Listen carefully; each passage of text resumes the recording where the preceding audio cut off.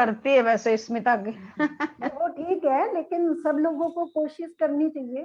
तो जिसका मन करे वो करो, हम किसी को कहेंगे नहीं कि किसी को संकोच लगता हो या ऐसा लगता हो, तो जिसका मन करे वो करो, सबके लिए छूट है पूरी।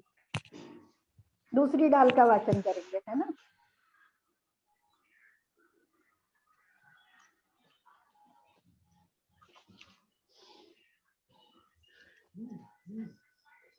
मैं करती हूँ। नाम लेके क्यों कहें, करो ना मैं कर कोई।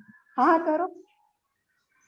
तीन भुवन में सार ठीक राग आवाज नहीं आ रही है क्षमा। चलो देख लेना एक बार उसको, निकल जाता है। तीन भुवन में सार। अब आ रही है? मुस्कान का है, मुस्कान का है। हाँ आ रही है अभी तो। ठीक राग विज्ञानता शिव स्वरूप शिवकार नमो योग संहार के।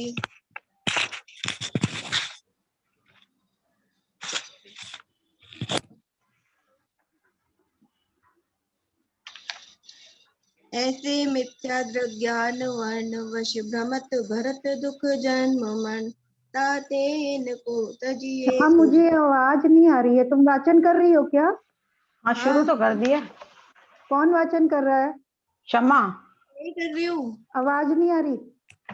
सब तुम लोगों को आ रही है आवाज, आ रही है, आ रही है।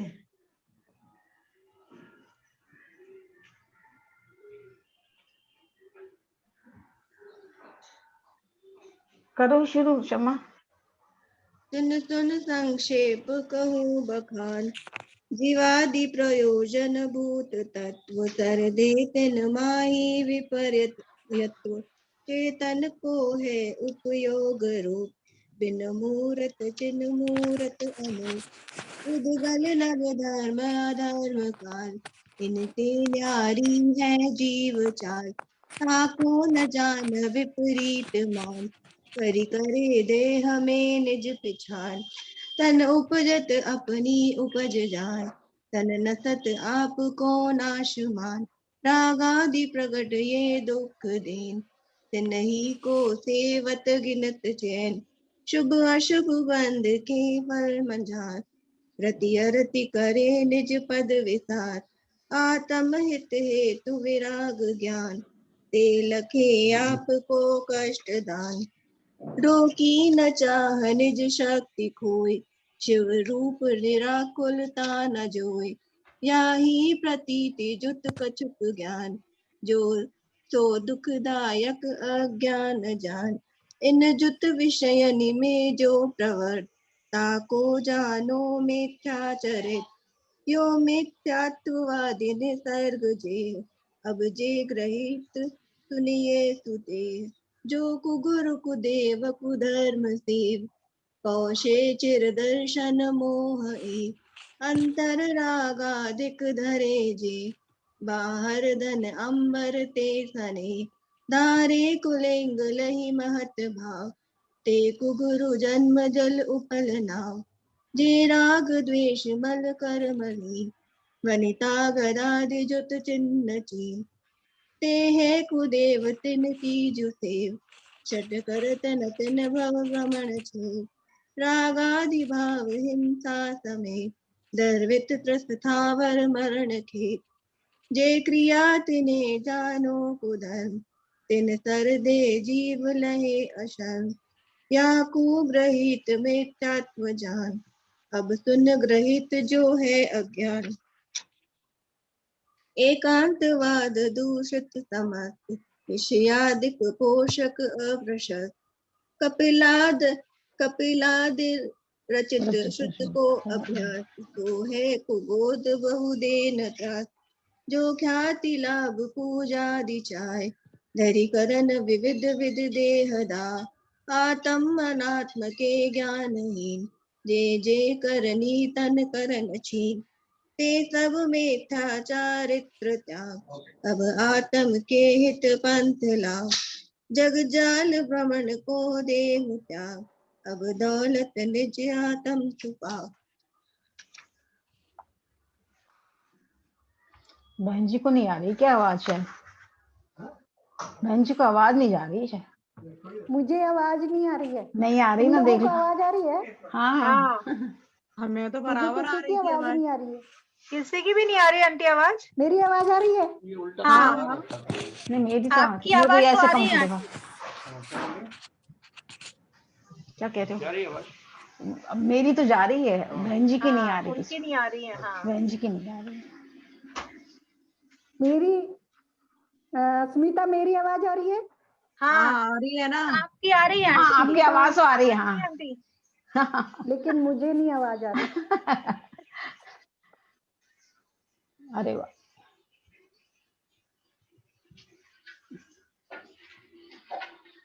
चक्कर हो गया।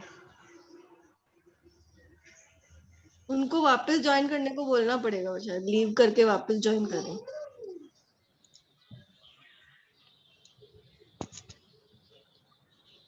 फोन करेंगे आंटी को। हाँ वो वापस लीव करके ज्वाइन करेंगे तो आ जाएगी आवाज। कर दिया उनके शायद नेट आंटी। का इशू हो रहा है थोड़ा, कल भी नेट का इशू था। हो आंटी हो तो गई लीव। हाँ, तो इस चक्कर से वो कह रहे थे कल भी था। नहीं वो तो ज्वाइन है अभी तो। हाँ, अभी आई है। join तो है।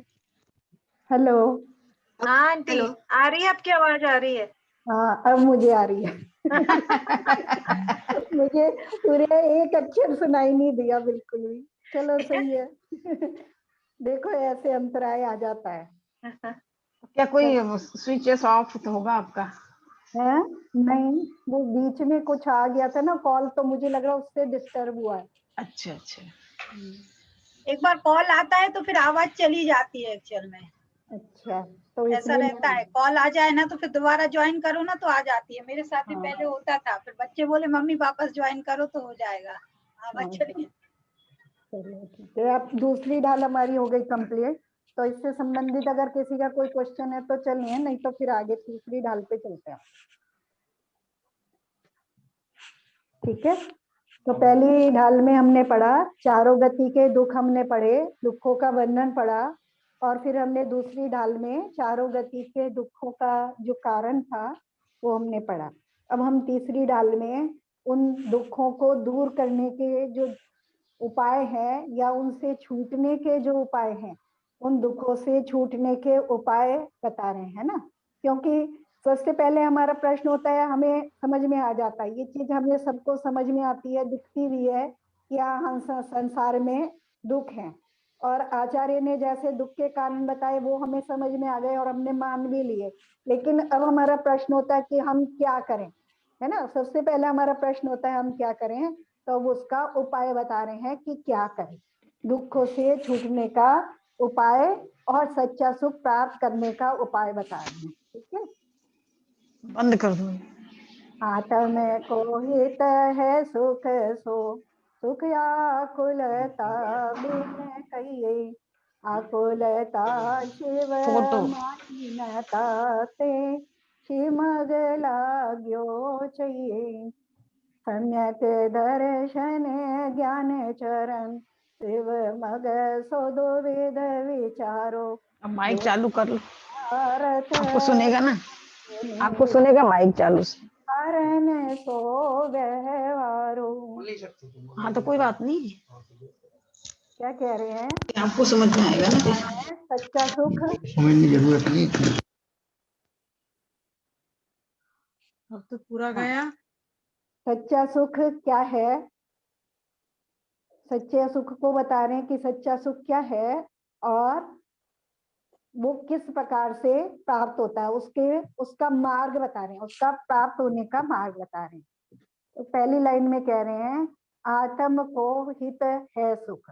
आत्मा का हित क्या है? भलाई करने वाला सुख है ना। सुख का मिलना जो है वो आत्मा के लिए कल्याण रूप है या भलाई रूप है। और वो सुख, सो सुख, वह सुख कैसा है? आकुलता बिन कहिए। तो ये हम पहले अच्छे से समझ आए हैं कि जो आकुलता से रहित है, आकुलता से रहित जो आत्मा का, मेरे अंदर में जब आकुलता का अभाव होता है तो उस समय मैं जैसा अनुभव करता हूँ तो वो मुझे सुख रूप भाषित होता है।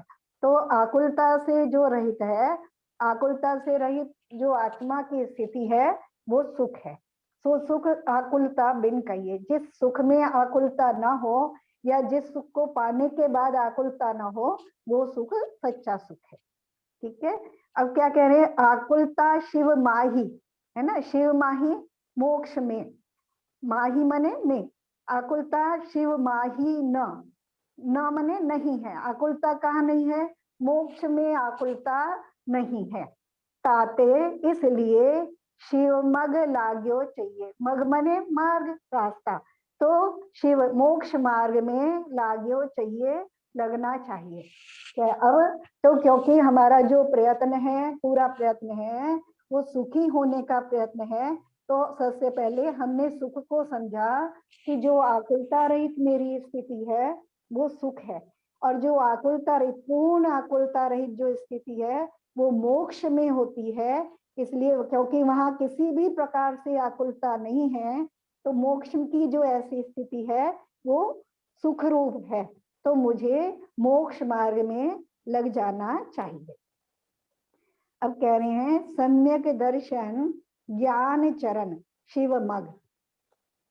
सम्यक दर्शन, सम्यक ज्ञान, सम्यक चारित, चरण मने चारित, तीनों के साथ सम्यक लगा लेंगे क्योंकि डैश लगा के तीनों को जोड़ दिया है।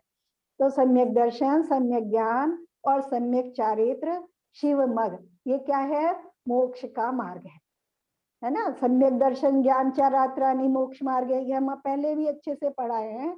तो जो सम्यक दर्शन, सम्यक ज्ञान और सम्यक चारित्र है, इनकी तीनों की जो एकता है वो शिवमग यानी मोक्ष का मार्ग है। सो दुविध विचारो, सो मने वह मोक्ष मार्ग है ना, शिवमग के लिए कह रहे हैं वह मोक्ष मार्ग।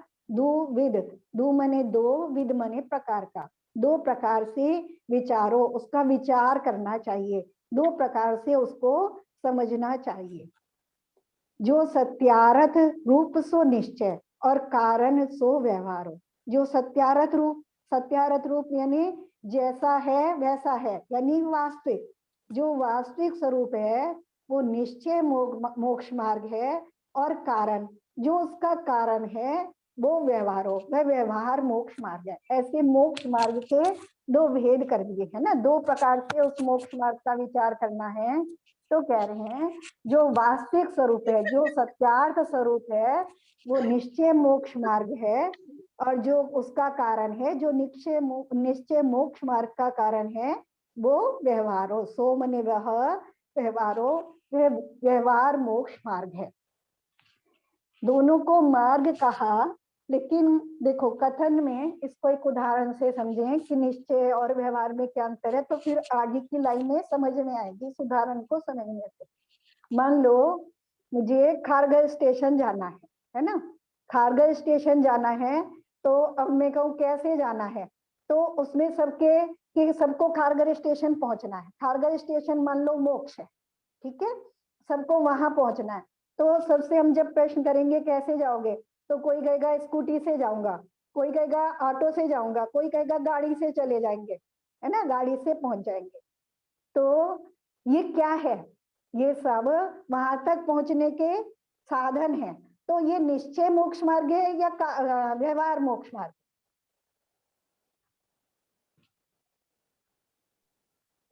व्यवहारी हुआ, व्यवहार।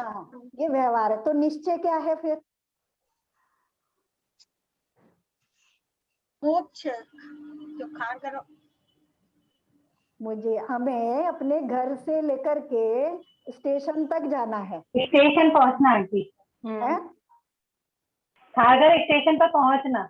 हाँ, कागर को स्टेशन पे पहुंचना, लेकिन हम मार्ग से जाएंगे ना। तो अब इसमें बात कर रहे हैं कि अब हमने उसे तो कारण में रख दिया, जितने भी हमने साधन हैं उन सबको हमने कारण में रख दिया। तो वास्तव में क्या है, हमारे घर से लेकर के वहां तक जाने के लिए जो सड़क बनी है वो निश्चय मोक्ष मार्ग है ना। अगर सड़क नहीं होगी तो तुम्हारे सब साधन बेकार हैं, चाहे वो गाड़ी हो, चाहे ऑटो हो, चाहे स्कूटी हो, क्या सड़क के बिना वहां तक पहुंच पाएंगे? और सड़क अगर है तो सड़क मेरे घर से वहां तक जाने का वास्तविक मार्ग है ना, तो वो सत्यार्थ मार्ग है। वो निश्चय मोक्ष मार्ग है। अब उसके ऊपर मैं पैदल चल के वहां पहुंचूं, ऑटो से पहुंचूं, तो वो जितने साधन हैं वो सब व्यवहार मोक्ष मार्ग है। लेकिन कथन करते समय हम कभी भी नहीं कहेंगे कि मैं सड़क से जाऊंगा, है ना, क्या कहेंगे, पैदल जाऊंगा, ऑटो से जाऊंगा। तो जितने कथन हैं वो व्यवहार से किए जाते हैं, हमने नए सीखे हैं ना। तो कथन जो है वो मुख्य रूप से, क्योंकि जब हम ऑटो से जा रहे हैं तो उसमें दोनों चीजें सम्मिलित हो गई, या हम गाड़ी से जा रहे हैं, क्योंकि हमें अंदर में ये पता है कि ऊपर से हम कथन कर रहे हैं ऑटो से, लेकिन ऑटो भी सड़क से ही जाएगा या गाड़ी भी सड़क से ही जाएगी, तो उसमें दोनों चीजें ऐड हो गई। लेकिन वास्तव में जब हम दर्शन की अपेक्षा से स्त्रीय दर्शन से देखेंगे, नयों से वस्तु को अलग अलग करके देखेंगे, तो दोनों चीजों को हम अलग अलग देखेंगे, है ना। तो अब ये तुम्हें आगे की चीजें समझनी आसान हो जाएंगी, है ना। तो जो सत्यार्थ मार्ग है, जो वास्तविक मार्ग है, वो महत्वपूर्ण है। अगर सड़क नहीं होगी तो सारे साधन व्यर्थ हैं, ठीक है। अगर हमें कहीं पहुंचना है, वहां पहुंचने के लिए अगर सड़क नहीं है, मार्ग ही नहीं है, वास्तविक मार्ग नहीं है, तो उसके लिए हमारे जितने भी साधन हैं वो सब व्यर्थ है। तो साधन उपादेय हैं हमें वहां पहुंचने के लिए, है ना। उस मार्ग पे पहुंचने के लिए अगर हम पैदल भी जाए तो भी हमें पैर चाहिए, तो बिना साधन के नहीं पहुंच सकते। तो साधन महत्वपूर्ण है, साधन साधन की जगह महत्वपूर्ण है, और जो वास्तविक स्थिति है या वास्तविक वस्तु है वो वास्तविक की जगह महत्वपूर्ण है, ठीक है। अब अगर आगे समझे तो अब हमें दोनों चीजें समझ में आएंगी, है ना। उदाहरण समझ गए ना अच्छे से। तो वास्तविक और व्यवहार दोनों चीजें समझ में आ गई, निश्चय व्यवहार भी समझ में आ गया होगा, है ना। तो अब हम निश्चय और व्यवहार दोनों से मोक्ष मार्ग को देखेंगे, निश्चय से भी मोक्ष मार्ग को देखेंगे और व्यवहार से भी। और हम समझेंगे जो निश्चय है वो वास्तविक मार्ग है और व्यवहार उस पे चलने वाले साधन, ठीक है। चले आगे, ये क्लियर हो गया ना, इसके अक्षर सब समझ में आ गए, सरल है ये पूरा, है ना। ये शिव तो वैसे भगवान के लिए यूज होता है ना, इधर मोक्ष के लिए शिव क्यों यूज किया है? देखो, शिव का मतलब कल्याण। ऐसे भी तो लिख सकते थे ना, शिव क्यों लगाया? देखो क्या है, शिव का मतलब क्या होता है? भगवान के रूप में भगवान को ही बोलते हैं शिव। नहीं, ऐसे नहीं। शिव का मतलब क्या, भगवान को क्यों बोलते हैं? भगवान को भी जो नाम दिए जाते हैं वो कारण से दिए जाते हैं, है ना। जैसे उनको सर्वज्ञ कहा हमने, तो उनको सर्वज्ञ क्यों कहा? कि क्यों? क्योंकि वो सब कुछ को जानते हैं, इसलिए हमने उन्हें सर्वज्ञ कहा। उनको वीतरागी कहा क्योंकि उनका राग देश समाप्त हो गया, इसलिए हमने उनको वीतरागी कहा। तो ऐसे ही उनको जो शिव इत्यादि कहा जाता है वो भी उनके गुणों के कारण उनको नाम दिए जाते हैं। तो शिव का मतलब क्या है? कल्याण। शिव का मतलब होता है कल्याण। और ये हमारे कथन करने की जो हमारी शैली है, क्योंकि हम व्यवहार नए से भी कथन करते हैं और निश्चय नए से भी कथन करते हैं, तो कारण में कार्य का उपचार करके और कार्य में कारण का उपचार करके, है ना। जैसे सब्जी संवार रहे हैं, है ना, वो कारण है, और उसमें कार्य क्या है कि खाना बना रहा हूँ। सब्जी संवार रहे हैं और क्या कोई प्रश्न करे कि क्या कर रहे हो, तो हम कहते हैं खाना बना रहे हैं। खाना बनाना कार्य है और सब्जी संवारना उसमें कारण है, तो ऐसे हम कथन करते हैं। तो जो शिव है, शिव का मतलब है कल्याण, कल्याणकारी। अगर हम भगवान के लिए शिव कह रहे हैं तो वो हमारे लिए कल्याण के निमित्त है, इसलिए हम उनको शिव कह रहे हैं, है ना। और जो मोक्ष है वो हमारे लिए कल्याणकारी है, इसलिए हम मोक्ष को शिव कह रहे हैं, ठीक है। भगवान भी जैसे हमारे लिए वो कल्याण के निमित्त है, और जो मोक्ष है वो वास्तव में हमारे लिए कल्याण रूप है ना। भगवान निमित्त से, व्यवहार से हमारे लिए कल्याणकारी, ठीक है। और वो जो है मोक्ष जो है हमारे लिए वास्तव में कल्याण रूप है ना, उससे हमें सुख मिलने वाला है, ठीक है। आंटी एक बार फर्स्ट लाइन का पूरा अच्छे से मतलब वो ना, आत्म को हित है सुख, आत्मा का है या आत्मा की भलाई किसमें है? सुखी होने में है। या हर आत्मा सुखी होना चाहता है, उसका भलाई क्या है, सुखी होने में है। सो सुख आकुलता बिन कहिए, और वह सुख क्या है, उस सुख का स्वरूप क्या है, जो आकुलता के बिना हो, यानी आत्मा की वह स्थिति जो आकुलता रहित है, वह सुख है। और ऐसी आकुलता का है, ऐसी आकुलता शिव माहीन है ना, तो शिव में मोक्ष में ऐसी आकुलता नहीं है।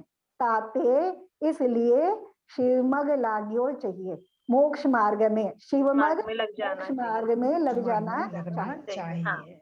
सम्यक दर्शन ज्ञान चरण शिवमग, है ना, सम्यक दर्शन, सम्यक ज्ञान और सम्यक चार्य, ये तीनों मिला करके मोक्ष का मार्ग है।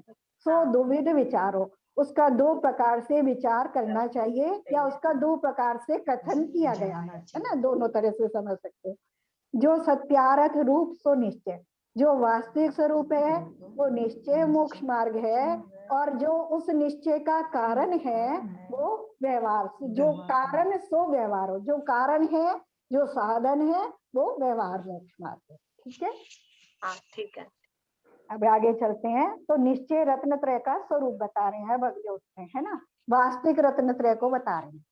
ठीक है, परद्रव्यनते भिन्न आप में रुचि सम्यक भला है, आप रूप को जाने पनो सो सम्यक ज्ञान कला है, आप रूप में लीन रहे फिर सम्यक चारित सोई, अब व्यवहार मोक्ष मग सुनिए हेतु नियत को होई। पहली लाइन में सम्यक दर्शन, दूसरी में सम्यक ज्ञान और तीसरी में सम्यक चारित, और चौथी में बता रहे हैं कि अब व्यवहार मोक्ष मार्ग बताएंगे आगे, है ना। तो ऐसे 4 लाइनों में, सिर्फ 3 लाइनों में सत्यार्थ मार्ग बता दिया, वास्तविक मार्ग, और बाकी व्यवहार का कथन बहुत सारा करेंगे, है ना। जैसे सड़क है वो तो एक ही है, बस सड़क है ना, काम चल गया कहने से कि यहाँ से वहां तक सड़क बनी है। और साधन बहुत सारे हो सकते हैं, पैरों से चले, ऑटो से चले, गाड़ी से चले, स्कूटी से चले, तो साधन बहुत सारे हो सकते हैं। तो साधन का कथन लंबा है, और जो सत्यार्थ स्वरूप है, निश्चय है, उसको 3 लाइन में बता दिया, है ना। पर द्रव्यंते भिन्न आप में रुचि सम्यक्त भला है, पर द्रव्यंते, है ना, पर द्रव्यों से, द्रव्य पढ़ा हम लोगों ने, 6 द्रव्य होते हैं, है ना, जीव, पुद्गल, धर्म, अधर्म, आकाश, काल।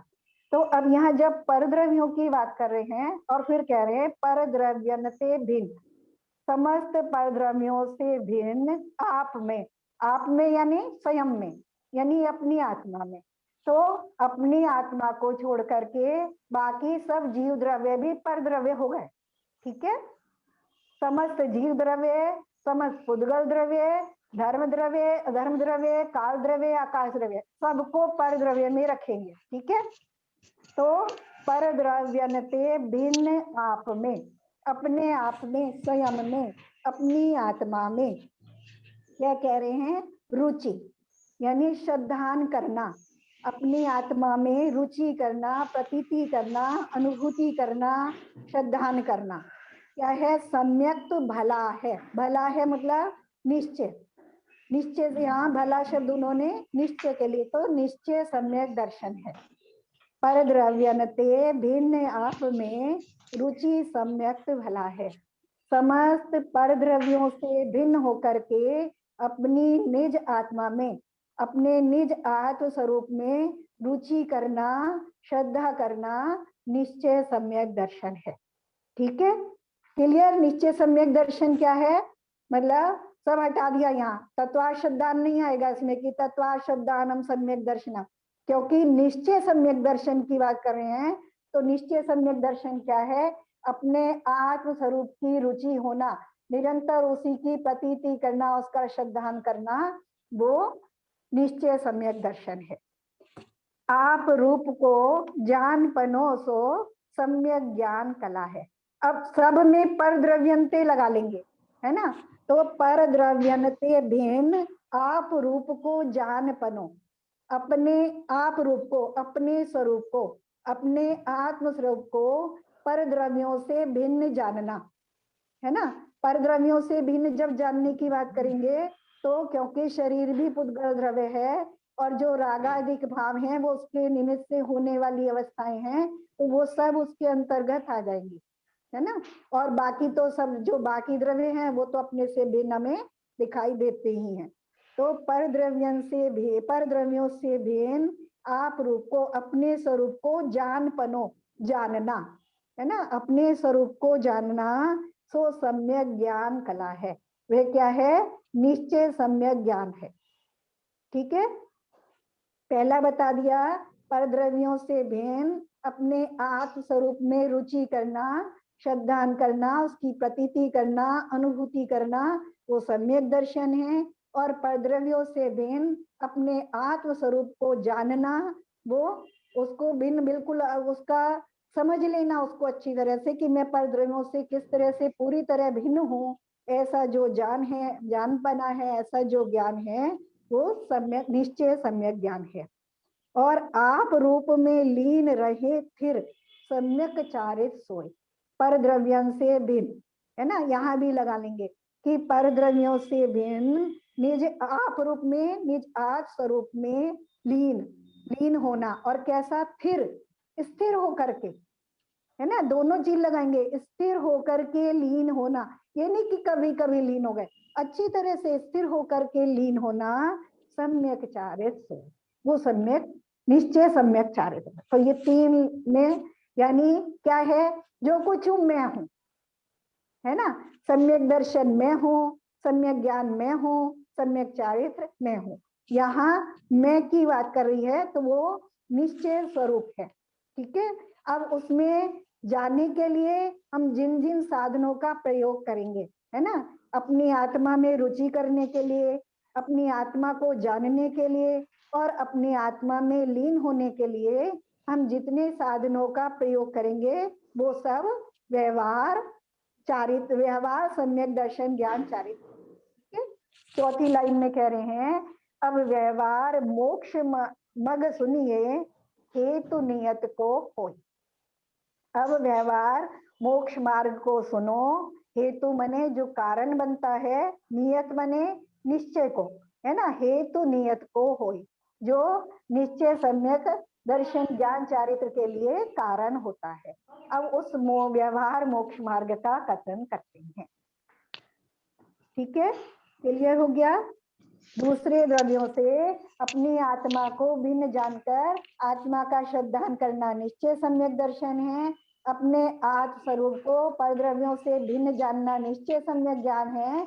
और अपने पर द्रव्यों से भिन्न अपनी आत्मा में स्थिर रूप से लीन होना निश्चय सम्यक चारित्र है। और अब व्यवहार मोक्ष मार्ग का वर्णन करते हैं जो निश्चय सम्यक दर्शन के लिए कारण होता है ना। जो वहां तक पहुंचने के लिए जितने साधन हैं वो सब अब बता रहे हैं आगे। ठीक है, तो आगे अब तीसरे दोहे में बताते हैं व्यवहार रत्नत्रय का स्वरूप। ठीक है, क्लियर हो गया? कुछ रह गया क्या? सरल है ना, जानने में सरल है, अनुभव करने में भी सरल है, लेकिन स्थिर होने में थोड़ा मुश्किल है। जाना जा सकता है, अनुभव भी किया जा सकता है, लेकिन जो स्थिरता है वो अभ्यास से आती है, क्योंकि हमारे योगों की चंचलता इतनी अधिक है कि उससे स्थिरता बनना थोड़ा मुश्किल होता है, लेकिन हो जाएगा, है ना। करा है, अनंतों जीवों ने किया है ना, तो हम भी उन्हीं में से एक है, तो हम भी कर सकते हैं। अब कैसे करना है ये देखते हैं। आंटी, ये अपन ने जब निश्चय सम्यक दर्शन का पढ़ा था तब तो मतलब पर पदार्थों से भिन्न, तो पर पदार्थ और पर द्रव्य दोनों, मतलब द्रव्य और पुण्य पाप मिलके ही पदार्थ होते हैं, लेकिन डेफिनेशन में पर पदार्थ से भिन्न शुद्ध आत्मा का श्रद्धान करना निश्चय सम्यक। हाँ देखो, जब कथन किया जा रहा है ना तो कई तरह से किया जा सकता है, क्योंकि जो द्रव्य हैं वो पदार्थ के अंतर्गत भी आते हैं। हाँ, पुण्य और पाप मिलके पदार्थ हो जाते हैं। हाँ, द्रव्य जो द्रव्य है सात और पुण्य है ना। हाँ, मैंने जब ये चीजें बताई थी तो अच्छे से बताई कि जो द्रव्य हैं वो तत्व भी हैं और जो तत्व हैं वो पदार्थ भी हैं, हाँ, हाँ, हाँ, है ना। तो जब हम एक छोटे से कथन में चले जाएंगे, है ना, जब बहुत छोटा कथन करेंगे तो उसे द्रव्य कह देंगे, तब उसकी और डिटेल करेंगे तो उसको तत्व में लेके चले जाएंगे, उसकी व्याख्या करेंगे तो, और उसको डिटेल करेंगे तो उसको हम पदार्थ में पहुंच जाएंगे, ठीक है ना। लेकिन उसके अंतर्गत सब आ गया। हाँ, वो एकदम याद आया तो मैंने कहा एक बार पूछ लो। हाँ हाँ बिल्कुल पूछना चाहिए, अच्छा है तो रिवीजन हो जाता उससे, है ना। चलें अब व्यवहार रतन हाँ से। ठीक।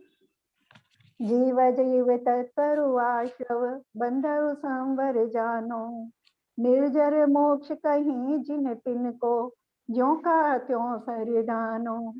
है सोई समकित व्यवहारी अभिन रूप बखानो, तिनको सुन सामान्य विशेष दृढ़ प्रतीति उरे आनो। पहले 7 तत्वों का स्वरूप नाम बता रहे हैं। जीव, अजीव, तत्व, अरु आश्रव, बंध, अरु संवर जानो, निर्जर मोक्ष कहें जिन तिन को, है ना। 7 तत्वों को बताया, जीव, अजीव, है ना, अरु और आश्रव, बंध, अरु बने, और संवर जानो, इनको जानो, और निर्जर मोक्ष कहें जिनको, है ना, निर्जर, निर्जरा और मोक्ष, जिन मने जिनेन्द्र देव, जिनको तत्व, जिनको क्या कहते हैं, तत्व कहे, जिनको उन्होंने तत्व कहा है, इन सब को बता करके, क्योंकि दोहा बनाना है तो उसको उस तरह से कथन किया अपनी मात्राएं पूरे करने के लिए।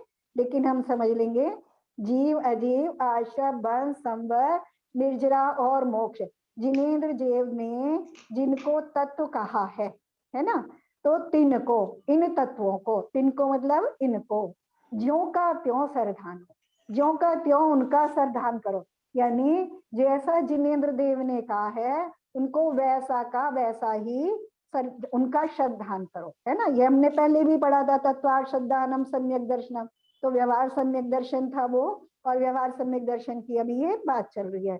तो जीव, अजीव, आश्रव, बंध, संवर, निर्जरा और मोक्ष, जिन्हें जिनेन्द्र देव ने तत्व कहा है, उनको ज्यों का त्यों श्रद्धान करो, जैसा उन्होंने कहा है उसका वैसा का वैसा ही श्रद्धान करो। तो क्या कह रहे हैं, है सोई समकित व्यवहारी, जिसने उनका जैसा का तैसा श्रद्धान किया है, वो क्या है, व्यवहारी समकित, यानी व्यवहार सम्यक दृष्टि है ना। उनके शब्दों, उनके उन तत्वों का वैसा ही श्रद्धान करना क्या है, व्यवहार सम्यक दर्शन है। अब इन रूप बखानो, अब इनका रूप खत्म हो गया, वो 2 ही चैप्टर पढ़ाए थे ना इन्होंने, इस सम्यक दर्शन का कहाँ से आ गया, ये वो नहीं पढ़ा। कौन पूछ रहा है, मुझसे पूछो, कौन पूछ रहा है, कौन पूछ रहा है, हाँ पूछो ना, कौन पूछ रहा है, क्लियर हो जाएगा, कोई शंका मत रखो, बेफिक्र होके पूछो कौन पूछ रहा है। तीसरी ढाल चल रही है, तीसरी ढाल का तीसरा छंद है, तीसरी ढाल हमने शुरू की है और तीसरी ढाल का तीसरा छंद है, जिसमें व्यवहार रत्नत्रय का स्वरूप बता रहे हैं, और इससे पहले दूसरे में निश्चय रत्नत्रय का स्वरूप बताया है ना। चलो, वह कौन है, वो व्यवहार सम्यक दर्शन है, या जिसने उनका श्रद्धान किया है वैसा का वैसा, वो व्यवहार सम्यक दृष्टि है। अब इन रूप बखानो, अब इनके रूप का बखान करते हैं, कथन करते हैं, इनके रूप का मतलब इनके स्वरूप का, इन 7 तत्वों के स्वरूप का वर्णन करते हैं। तिनको सुन सामान्य विशेष, कैसे वर्णन कर रहे हैं, सामान्य कथन भी करेंगे और विशेष कथन भी करेंगे, है ना। विशेष मतलब भेद प्रभेद सहित, विशेष का मतलब होता है भेद प्रभेद सहित। दृढ़ प्रतीति उरानो, तिनको सुन, उनको सुन करके दृढ़ प्रतीति, अपनी जो प्रतीति है आत्मा के प्रति या उन तत्वों के प्रति जो प्रतीति है, जो अनुभव है, उसको अपने हृदय में दृढ़ करो, है ना। फिर से लेते हैं एक बार, जीव, अजीव, आश्रव, बंध, संवर, निजरा और मोक्ष, जिन्हें जिनेन्द्र देव ने तत्व कहा है, उनका ज्यों क्यों त्यों, ज्यों का त्यों, जैसा का तैसा। ज्यों का त्यों मतलब जैसा का तैसा, जैसे कहे गए हैं वैसा का वैसा श्रद्धान करो। अब इन 7 तत्वों का स्वरूप कहते हैं। और जो इनका है सोई समकित व्यवहारी, जो इनका जैसा का तैसा श्रद्धान करता है वह व्यवहार सम्यक दर्शन है, या जो उसका श्रद्धान करता है वो व्यवहार सम्यक दृष्टि है। ठीक है। अब इन 7 तत्वों का स्वरूप कहते हैं। उन 7 तत्वों के स्वरूप को सामान्य और विशेष रूप से सुन करके, है ना, इनको सुन सामान्य विशेष, उनके सामान्य कथन को और उनके विशेष यानी भेद प्रभेदों को सुन करके अपने हृदय में, अपने मन में अटल विश्वास, प्रतीति यानी विश्वास यानी श्रद्धान करना चाहिए। करो और आनो करना चाहिए। ठीक है। अब चलते हैं जीव के भेद। पहले जीव तत्व की बात करते हैं। ठीक है। बहिरातम अंतरे आत्म परे मातम जीव त्रिधाहे, देह जीव को एक गिने, बहिरातम तत्वमुधाहे। उत्तम मध्यम जगन त्रिविध के, अंतरे आत्म ज्ञानी, वेद संग बिन शुद्ध उपयोगी, मुनियोत्तम निज ध्यानी। जीव के भेद कर रहे हैं और जीव के 3 भेद करें, है ना, बहिरात्मा, अंतरात्मा और परमात्मा। तो इसमें बात कर रहे हैं बहिरात्मा और अंतरात्मा की, इसमें बात कर रहे हैं। कह रहे हैं बहिरातम, अंतरात्म, परमात्म जीव त्रिधा है। बहिरातम बने बहिरात्मा, अंतरात्म बने अंतरात्मा और परमात्म बने परमात्मा, जीव, है ना। जीव त्रिधा, त्रिधा मने 3 प्रकार के, त्रिधा मने 3 प्रकार के, जीव 3 प्रकार के हैं, है ना। संपूर्ण जीवों को यहाँ 3 कैटेगरी में रख दिया, एक बहिरात्मा, एक अंतरात्मा और एक परमात्मा। ठीक है। अब पहले बहिरात्मा को बता रहे हैं दूसरी लाइन में कि देह जीव को एक गिने बहिरात्म तत्व मुधा है। जो देह और जीव को, है ना, शरीर को और जीव को एक गिने, एक मानता है, जिसकी मान्यता कैसी है कि मैं और शरीर एक ही है, या शरीर ही मैं हूँ, है ना, या शरीर मैं हूँ, या दोनों मिलाकर के मैं हूँ, ऐसी जिसकी मान्यता है, एक गिने, एक मानता है, वह क्या है, बहिरात्म तत्व। वह क्या है, बहिरात्मा जीव है ना। बहिरात्मा जीव तत्व है। मूढ़ा मने मूढ़ या मूर्ख, है ना। वह मूढ़ा मतलब अज्ञानी, है ना, वह अज्ञानी बहिरात्मा तत्व है, बहिरात्मा जीव है। ठीक है। तो अपन इसमें आते हैं क्या, चलो आगे पढ़ लेते हैं, फिर देखेंगे हम किस में आते हैं। ठीक है। देह जीव को एक गिने, जो शरीर को और जीव को यानी आत्म द्रव्य को एक मानता है, वह अज्ञानी बहिरात्म तत्व है, यानी बहिरात्मा जीव है, बहिरात्मा जीव तत्व है। फिर कह रहे हैं उत्तम मध्यम जघन त्रिविध के अंतर आत्म ज्ञानी। अंतरात्म ज्ञानी, जो अंतरात्मा है और कैसे हैं, ज्ञानी है ना। 2 विशेषण कर दिया अंतरात्मा के कि एक अंतरात्मा है, ज्ञानी है, लेकिन वो कैसे हैं, उत्तम मध्यम जघन त्रिविध के, वो 3 प्रकार के हैं। उत्तम अंतरात्मा, मध्यम अंतरात्मा और जघन्य आत्मा, है ना। ऐसे 3 प्रकार के अंतरात्मा ज्ञानी है। तीनों के लिए ज्ञानी विशेषण लगाया, तीनों ज्ञानी हैं। उत्तम मध्यम जघन्य 3 प्रकार के ज्ञानी अंतरात्मा है। ठीक है। और द्विविध संग बिन शुद्ध उपयोगी मुनि उत्तम निज ध्यानी। द्विविध संग बिन, द्विविध मने 2 प्रकार के, संग मने परिग्रह। 2 प्रकार का परिग्रह कौन सा होता है, अंतरंग परिग्रह और अंतरंग, परिग्रह। अंतरंग परिग्रह और बहिरंग परिग्रह, है ना। बिन, उसके बिना यानी उससे रहे, तो 2 प्रकार के परिग्रह से रहे शुद्ध उपयोगी। शुद्ध उपयोगी, शुद्ध उपयोगी हम मानते हैं सातवें गुण स्थान से ऊपर के जो मुनि होते हैं वो शुद्ध उपयोगी, और दोनों प्रकार के उनको कषाय इत्यादि भी वहां अभाव हो जाने से उनका शुद्ध उपयोग रहता है या उपशम हो जाने से, तो दो प्रकार के परिग्रह से रहित, बिन मने रहित शुद्ध उपयोगी, जो शुद्ध उपयोग वाले मुनि हैं वो उत्तम निज ध्यानी, निज स्वरूप में लीन है ना, निज आत्म स्वरूप का ध्यान करने वाले मुनि उत्तम, वो कैसे हैं, उत्तम अंतरात्मा है। ये उत्तम अंतरात्मा की परिभाषा हुई, क्या हुई, दो प्रकार के परिग्रह से रहे शुद्ध उपयोगी निज आत्म तत्व में लीन जो मुनि है वो उत्तम अंतरात्मा है। ठीक है, सरल है ना, बिल्कुल अच्छे से समझ में आ रहा है ना। जीव तत्व के भेद के लिए बहिरात्मा, अंतरात्मा, परमात्मा, ये जीव तीन प्रकार के हैं। ठीक है, त्रिधा मने तीन प्रकार के। देह जीव को एक गिने, बहिरात्म तत्व मुधा है, जो देह और जीव को एक मानते हैं या देह को ही स्वयं मानते हैं, ऐसे जो अज्ञानी हैं वे बहिरात्मा जीव तत्व है, बहिरात्मा जीव तत्व है। और उत्तम मध्यम जघन्य त्रिविध के अंतर आत्म ज्ञानी, जो अंतरात्मा है वो उत्तम अंतरात्मा, मध्यम अंतरात्मा और जघन्य अंतरात्मा, ऐसे त्रिविध बने तीन प्रकार के ज्ञानी जीव हैं।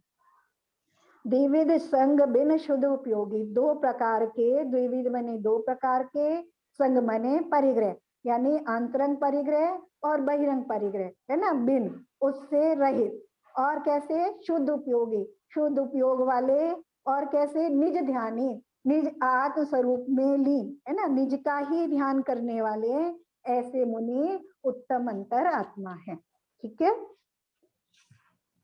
चलिए आगे एक और कर ले, क्या समझ में आ रहा है या कठिन लग रहा है? आंटी आंटी समझ आ गया, शरीर और आत्मा अलग अलग वेद विज्ञान प्राप्त करना, भले ही एक मानते हो लेकिन ये भी पता है कि अलग अलग है। नहीं, जब दर्द होता है तब हम अपना, वो जब कष्ट आता है तो हम भूल जाते हैं कि शरीर अलग है और आत्मा अलग, हम सोचते हैं कष्ट हो रहा है, बाकी तो जानते हैं कि शरीर और आत्मा अलग। ये सोच ले तो वेदना का अनुभव ही नहीं हो ना। हाँ 2 दिन खाना ना मिले तो पता चलेगा ना शरीर अलग है कि नहीं। हाँ, वही कह रहा था, तब कुछ कष्ट आता है तो समझ में आता है कि तब वेद विज्ञान तब, लेकिन अब ये करने लगे तो ध्यान में आता है कि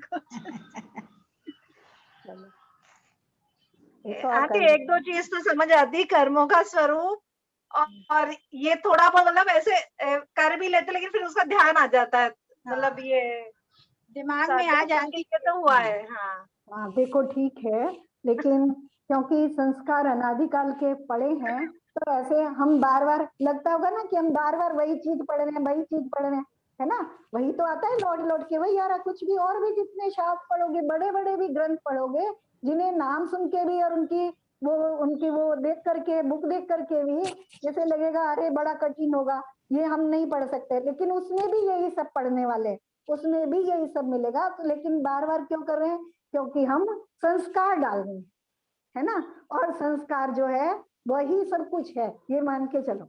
अगर संस्कार हमने डाल दिया तो वो किसी ना किसी दिन उभरता जरूर है, क्योंकि जब पानी बार बार एक ही रास्ते से जाता है तो फिर कितना भी पानी गिरे उसी रास्ते से जाएगा, है ना।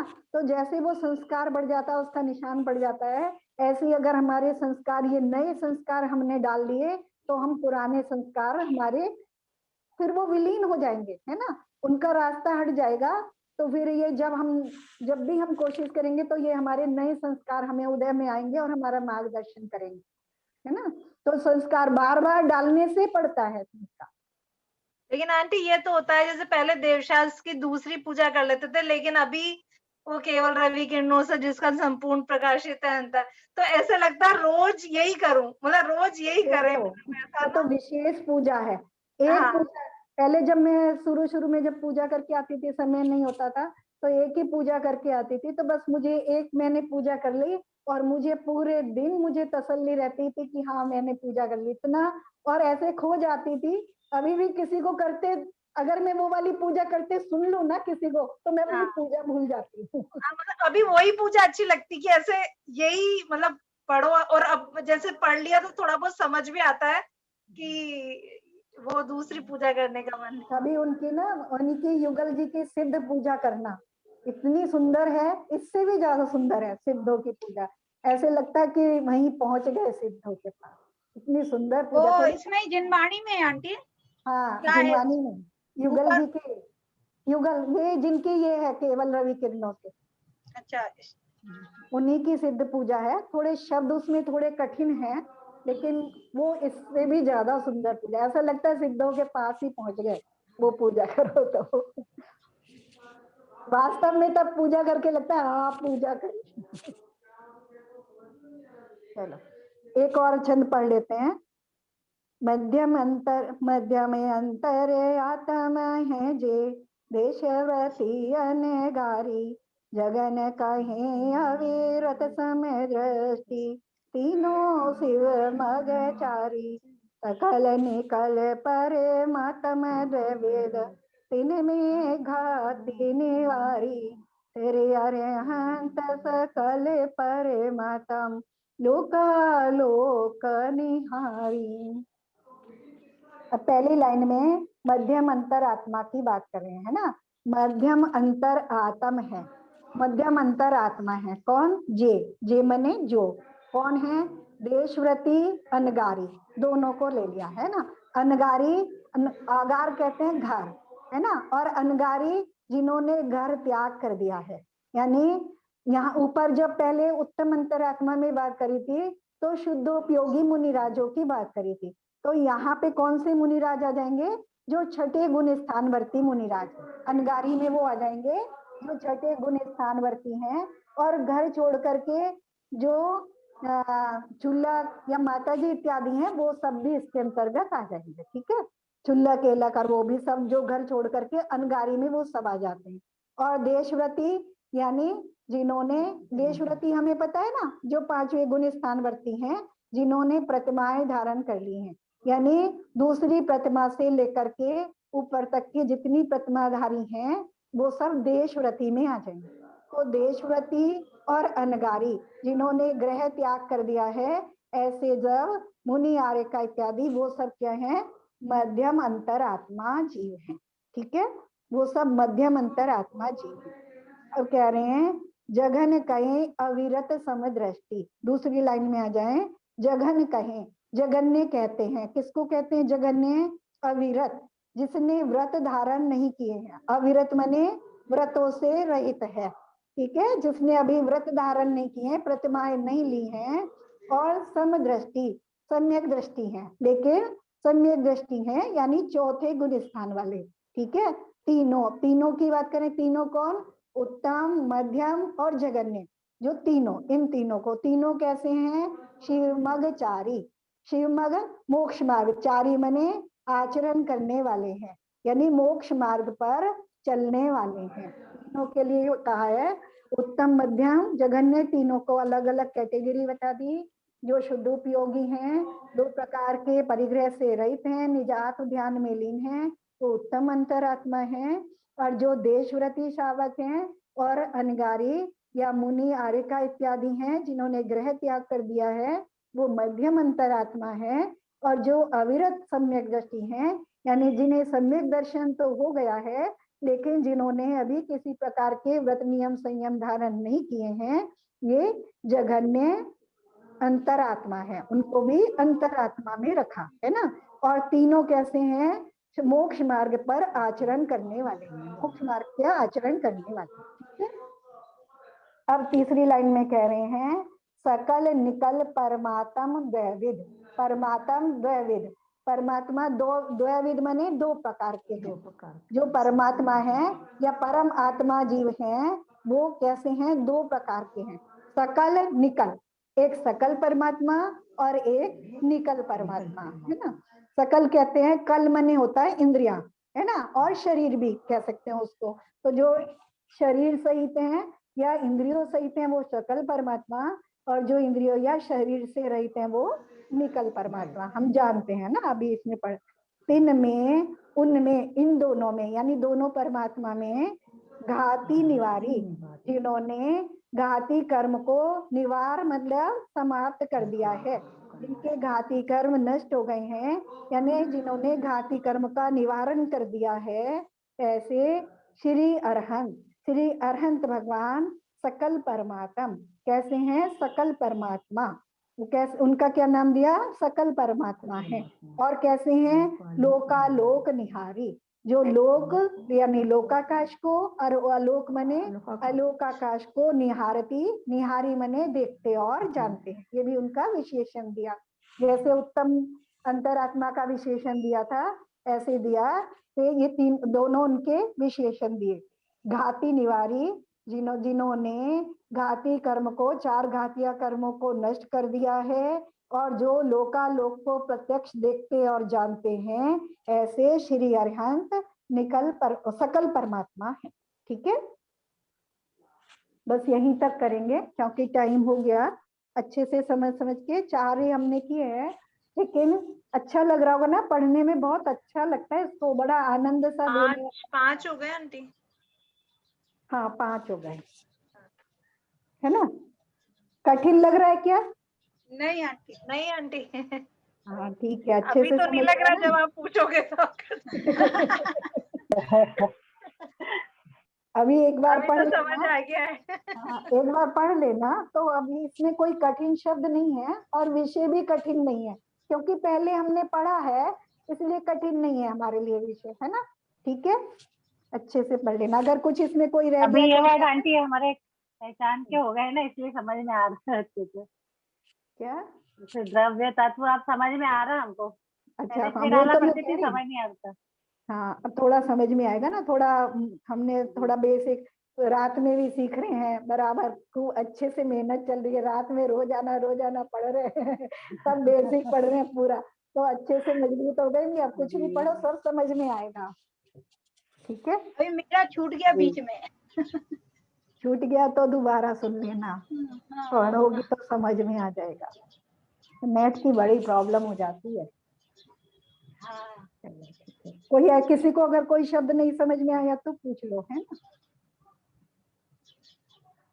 नहीं तो चलो फिर जिनवानी स्तुति करें। जावानी से ज्ञान से कालो सोवानी मस्तक नऊ सदा देखूं दो।